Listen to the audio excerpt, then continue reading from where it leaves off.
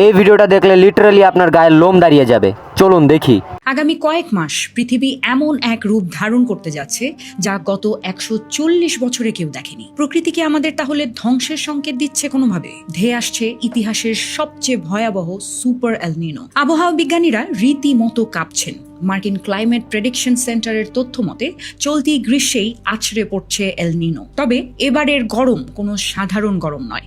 সাগরের তাপমাত্রা স্বাভাবিকের চেয়ে 2 ডিগ্রি বেড়ে গিয়ে তৈরি হচ্ছে সুপার এল নিনো। 1950 সালের পর এরকম পরিস্থিতির সম্মুখীন খুব কম সময়ই হয়তো হতে হয়েছে। অ্যালবানি বিশ্ববিদ্যালয়ের অধ্যাপক ডক্টর পল রাউন্ডেস স্পষ্টভাবে বলেছেন, আমরা গত 140 বছরের মধ্যে সবচেয়ে শক্তিশালী এল নিনোর সামনে দাঁড়িয়ে আছি। তাহলে এখন প্রশ্ন হলো, এই সুপার এল নিনোর প্রভাব কি হবে? একদিকে ভারত, অস্ট্রেলিয়া এবং দক্ষিণ আফ্রিকায় যখন আকাশ থেকে আগুন ঝরবে আর দেখা দিবে খরা, অন্যদিকে আমেরিকা ও মধ্য এশিয়ায় দেখা দিতে পারে ভয়াবহ বন্যা। আপনাদেরকে 2015 সালের সুপার এল নিনোর কথা মনে আছে? সেবার ইথিওপিয়ায় খাবারের সংকট আর পুয়ের্তো রিকোয় পানির হাহাকার বিশ্ব দেখেছিল। এবার সেই রেকর্ডও ভেঙে যাওয়ার পথে। বুঝতে পারছেন কি ভয়াবহ ব্যাপার এবং আমাদের সবাইকে কতটা সচেতন থাকতে হবে?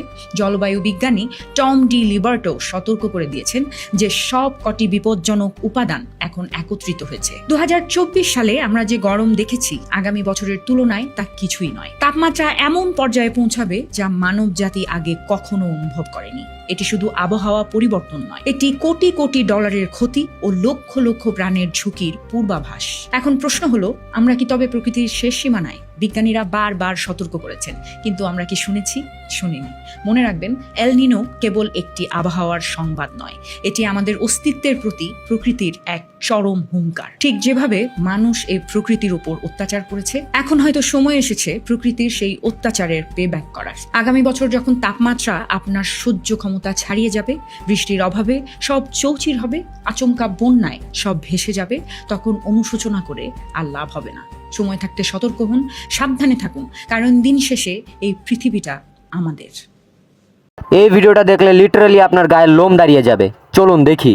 ইউরোপের সবচাইতে বড় আবহাওয়া দপ্তর ECMWF থেকে বলে দেওয়া হয়েছে যে বিগত 140 বছর পরে এই বছর 2026-এ সবচাইতে বেশি গরম পড়তে যাচ্ছে। 55 ডিগ্রি সেলসিয়াস পর্যন্ত পড়তে পারে। 140 বছর আগে সুপার এল নিনো নামে একটা এফেক্ট হয়েছিল, যার কারণে পুরো পৃথিবীতে কোটি কোটি মানুষ মারা গেছিল। শুধু ইন্ডিয়ায় প্রায় 2 কোটি মানুষ মারা গেছিল। তখন কিন্তু বাংলাদেশ ভাগ হয়নি। চায়নাতে প্রায় 3 কোটি, ব্রাজিলের 20 লাখ। এভাবে Egypt, Morocco, Ethiopia, southern Africa, Brazil, Colombia আর ভেনেজুয়েলা এই দেশগুলোতে প্রচুর পরিমাণে মানুষ মারা গেছিল। এই super El Nino effect actually কি? এটা একটা এল নিনো এফেক্ট যেটা প্রশান্ত মহাসাগর থেকে শুরু হয়। পৃথিবীর সবচেয়ে বড় মহাসাগর, হঠাৎ করে সেই মহাসাগরের পানি গরম হয়ে যায়। এত বড় মহাসাগরের পানি হঠাৎ করে গরম হলে পুরো পৃথিবীতে আবহাওয়া চেঞ্জ হয়ে যায়। আর অতিরিক্ত বেশি গরম হয়ে গেলে সেটাকে সুপার এল নিনো এফেক্ট বলা হয়। ইউরোপের অনেক এক্সপার্ট ধারণা করছেন এই বছর হয়তো সুপারের চাইতেও বেশি বড় এফেক্ট হতে পারে, যেটাকে মেগা এল নিনো এফেক্ট বলা হয়েছে। আমেরিকান মহাসাগর আবহাওয়া দপ্তর থেকে বলে দেওয়া হয়েছে এই বছর মে থেকে জুলাই মাসের মধ্যে সুপার এল নিনো এফেক্টটা হওয়ার 61% চান্স আছে। এবার মেইন কথায় আসে, হিট স্ট্রোক থেকে বাঁচার জন্য কি করা যায়? আর যদি হিট স্ট্রোক কারোর হতে দেখেছেন,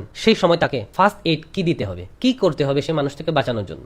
যদি আপনার সামনে কারোর হিট স্ট্রোক হয়ে দুলে পড়ছেন, প্রথমে মানুষ তাকে একটি ঠান্ডা রুমে, যেখানে ফ্যান চলছে বা এসি চলছে, বাইরে হলে যে কোনো একটা ছায়া যেখানে আছে সেখানে নিয়ে যাবেন। যদি হুঁশ থাকে তাহলে এই পজিশনে সোজা করে মাথায় কিছু বালিশ বা কিছু একটা জিনিস দিয়ে শুয়ে রাখবেন। কাপড় চোপড়গুলো খুলে দেবেন, সারা শরীরে পানি ঢেলে দেবেন। শরীরের টেম্পারেচার ডাউন করতে হবে। আর ভেজা কাপড় দিয়ে গলায়, বগলে আর দুপায়ের গোড়ায় ভেজা কাপড়গুলো দিয়ে রাখবেন। এই জায়গাগুলো হচ্ছে শরীরের টেম্পারেচারকে তাড়াতাড়ি ডাউন করতে সাহায্য করে। তারপর কিছুক্ষণ পরে সে যদি পানি খেতে চায়, ঠান্ডা পানি ও নর্মাল পানি মিক্স করে খাওয়ান। ORS খাওয়ান, ডাবের পানি খাওয়ান, চা, কফি বা ক্যাফেন জাতীয় কোনো কোল্ড ড্রিঙ্কস নয়। আর যদি লোকটি বেহুশ হয়ে দুলে পড়েছেন, তাহলে তাকে এই পজিশনে শুয়ে রাখবেন, এক সাইডে পাশ করে। এটাকে রিকভারি পজিশন বলা হয়। তারপর দ্রুত হসপিটালে ফোন দিবেন। অ্যাম্বুলেন্স আসতে আসতে সে একই প্রসেসগুলো করবেন। সারা শরীরে পানি ঢেলে দিবেন, গলায় বগলে ভেজা কাপড় দিয়ে দেবেন, শরীরে পানি ঢালতেই থাকবেন, কিন্তু কোনো কিছু খাওয়াবেন না সেই সময়। কেননা লোক যখন বেহুশ থাকে সে সময় কিছু খাওয়ালে গলায় উইন পাইপ একটা থাকে, সেদিকে পানিটা ঢুকে লাংসে পানিটা চলে গেলে মানুষটি মারা যেতে পারে। তাই বেহুশ অবস্থায়